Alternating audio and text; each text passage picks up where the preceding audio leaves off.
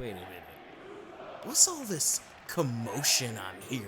Stop it! I believe we all just need to calm down, take a breather, put down your torch and pitchforks, and just let your friendly neighborhood Brandon make sense of this situation. You cannot deny how integral Sami Zayn has been in the entire fabric of this Bloodline saga. His story of trying to prove himself to the Usos, and then to the Wise Man, and then to Roman, Solo, is made for must-see television every week, and his involvement has ultimately kept this 2.5-year storyline so fresh. But from the moment this all began, you knew he would never fully be accepted into the family, and let alone be the Honarary Uce for as long as he was. Sami Zayn is over. You would be a fool to claim otherwise. He has a natural, organic, and unexpected connection with the audience, and an absolutely endearing nature. The parallels are uncanny between Bryan and Zayn. Both men cut their teeth on the indies, namely Ring of Honor. They don't have the traditional look or size, what you would think of a WWE superstar. They both got organically over to the surprise of management. There's the beard, the catchphrase, the kick, and what everyone is feeling now, the woulda, shoulda, coulda won the Royal Rumble and all that. Even though you would be on your Stevie Wonder not to see these connections, that's where the similarities between their stories end. And I know a lot of y'all ain't going to hear this, but it ain't 2014 anymore. Daniel Bryan became the most beloved babyface at a time where the company was the most hated. The many years of mistrust, dissatisfaction, and resentment were at a breaking point. The WWE in 2023 is not the same company. Triple H has established so much goodwill since he took over creative last summer. Live attendance is up, record-breaking gates, the character progression and storylines are consistent. The mid-card titles are important again. There's an emphasis on elevating current and future talent, and returning legends don't come to overshadow or take away the spotlight from those talents. Was all of that the case 9 years ago? Daniel Bryan was the only viable option to win the 2014 Royal Rumble. He was the clear-cut, primetime babyface that all the fans wanted to see, and nobody else would have been good enough. I know there were a lot of people that wanted to see Sami Zayn win the Rumble this year. I get it, but let's not pretend he was the only option. You had 3 other exciting, great opponents for Roman to headline with at WrestleMania that would make a lot of narrative sense. The Visionary, the Revolutionary, the PWI 2022 Wrestler of the Year. Rollins has just been tearing it up for the past 2 years, putting on the best feuds and the best matches in the entire company. The most electrifying man in all of entertainment ever since the Tribal Chief character began. Along with all this Bloodline saga stuff, this has been something that WWE, the fans, the Sheets, and even The Rock himself have been anticipating. It seemed like it would be a match made in heaven for Hollywood. I mean, it just ended up not coming to pass because, The Rock's really busy, but still, that was a very serious option and one that we were all thinking could very likely happen. And the one and only American Nightmare, and this Cody. is, yep, I jumped you. You can nitpick about me putting Seth in here, because he's not as fresh of a contender as Rock, Sammy, or Cody. Some would say that's old hat because we've seen those man tango before, but you gotta admit, with that DQ finish, that's an interesting thread and something we'd always love to see again. What you can't say is that WWE were out of options. And that, my friends, should demonstrate clearly why this is not Daniel Bryan in 2014 or 2015 all over again. The fans aren't gonna riot or cancel Peacock or not watch the show if Sami doesn't win at Elimination Chamber or doesn't headline Mania with Roman. If you don't believe me, just listen to the man himself. Sami is not the only person that the fans love and want to see kick Roman Reigns' ass. I don't know if you've been paying attention, but the guy who actually won the Royal Rumble is getting some pretty decent reactions too. Cody is over, pal. One of the craziest and most eventful years in the history of our sport, and Cody Rhodes' return was one of the biggest reasons for that. Coming back at WrestleMania as the American Nightmare after a 6-year excursion, surprise mystery opponent for Seth Rollins, and winning, and the thunderous reaction he received. Whoa! There was no guarantee Cody was gonna be received well when he came back. Let's just say he wasn't the belle of the ball whenever he left AEW, and he didn't hesitate to take any pot shots at the E whenever he got the opportunity. And despite all of those things, the prodigal son shockingly left the company he helped build to come home. And his goal was simple: to become the WWE Champion and attain the prize that his brother and father were never able to reach. From the moment his music hit and he rose onto the stage, the people loved him and treated him like a bona fide superstar. He felt completely different than the rest of the roster, and he wasn't being tossed to and fro by bad booking. He was presented and received like a big deal. Getting those wins over Rollins boosted his credibility, and the Hell in the Cell match immortalized him forever in wrestling lore. It's a moment I'll never forget. That was some Teen Gohan shit.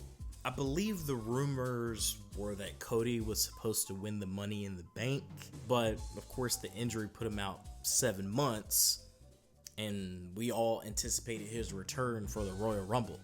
It was a ready-made, picture-perfect story.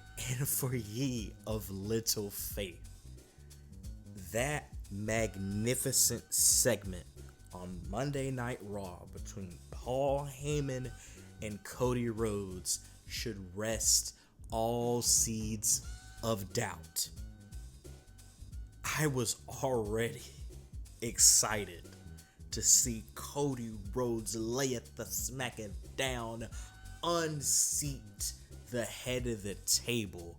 But after one of the most real promos, conversations that I've ever seen in a wrestling ring, my goodness gracious, I'm ready to see him take those titles personally. We're used to only getting one good story from WWE at a time, but the fact that we're getting two simultaneously, I don't think we know how to handle ourselves.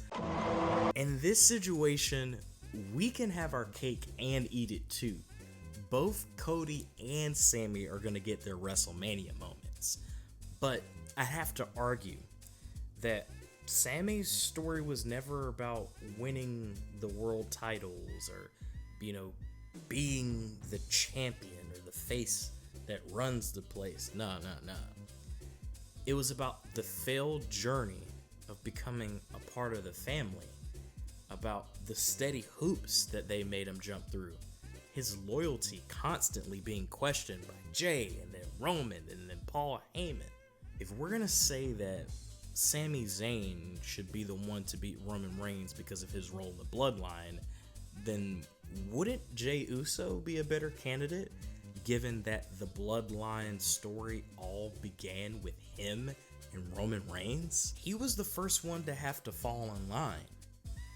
He was the one that initially did not trust Sami Zayn. He was the one who saved Sami and defended him at the trial.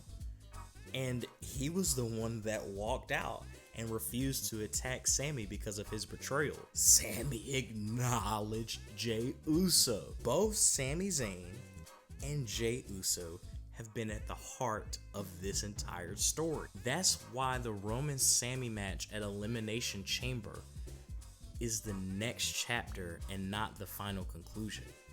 And Sami's story with the Bloodline is gonna end exactly where it started, with Jey Uso. And why not give the two very best performers of this story a satisfying and meaningful final act? It's only fitting. I fully expect Jey Uso to cost Sami Zayn the Undisputed Universal title, and for Sami Zayn and Kevin Owens to be the ones that end the historic reign of the Usos at WrestleMania. And there's no shame in that. The Usos deserve a big time Mania match, and with all the teams that they've defeated, they need a legitimate threat to dethrone them. You also can't leave Kevin Owens out in the dust. He's another unsung hero and MVP of this Bloodline saga and the entire WWE for that matter. Can you imagine night one of WrestleMania ending with Kevin Owens and Sami Zayn hugging it out as the new undisputed WWE Tag Team Champions? And might I say that I don't think that that's going to ruin Sami's momentum. I think it's actually the perfect ending to this story.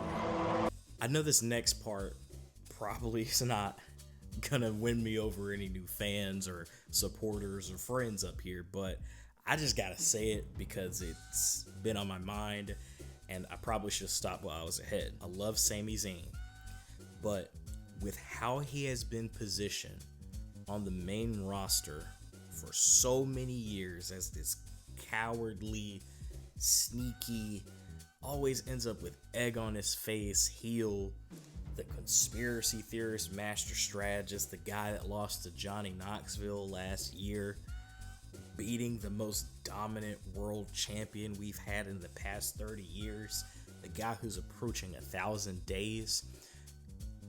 Don't get me wrong, Sami can be world champion. Sami can give great, awesome kick-ass matches. I've seen it in NXT, but what I'm saying is we haven't seen that on the main roster.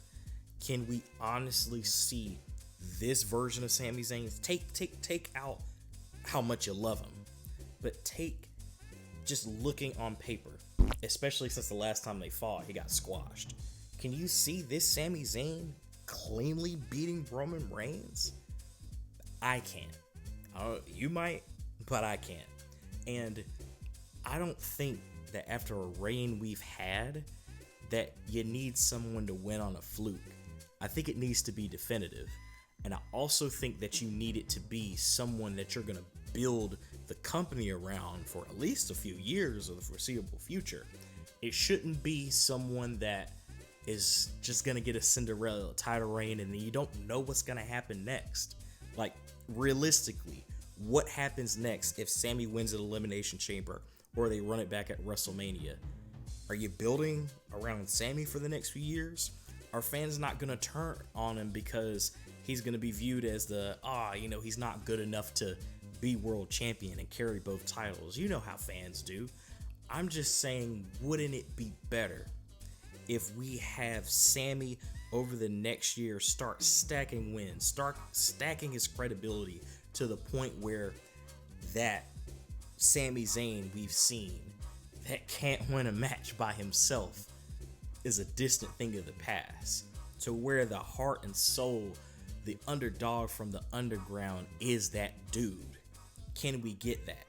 And for everyone that has been comparing him to Bryan, by the time Bryan got to WrestleMania 30, by the time we were on the road to WrestleMania in 2014, he had already been the tag team champions. He'd already beaten Cena. He'd already beaten Orton. He had an established path of winning the world championship again. He was WWE champion. He had been world champion. He had been Money in the Bank winner. He had all those accomplishments first. other than a couple okay Intercontinental title runs, what has Sami done on the main roster to make you believe that he is a legitimate threat to Roman Reigns right now?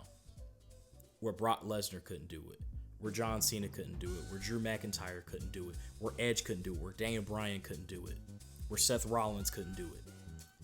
Answer that for me. And that is why it is not the right time for him to be world champion. He can, but right now is not that time.